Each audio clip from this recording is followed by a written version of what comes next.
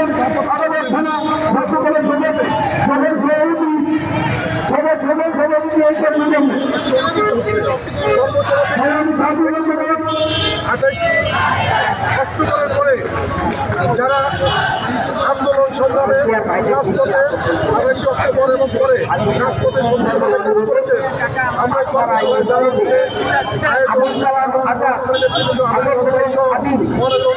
যারা আজকে তাদের কাছে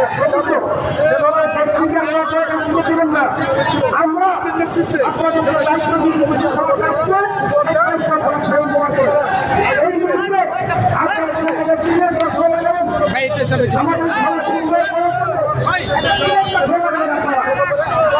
যারা দীর্ঘ আন্দোলন নাম পরিচয় জানবো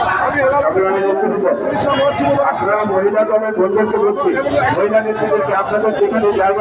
জায়গা রাখা হয়েছে আপনারা ওইখানেই করছেন আর ওইখানে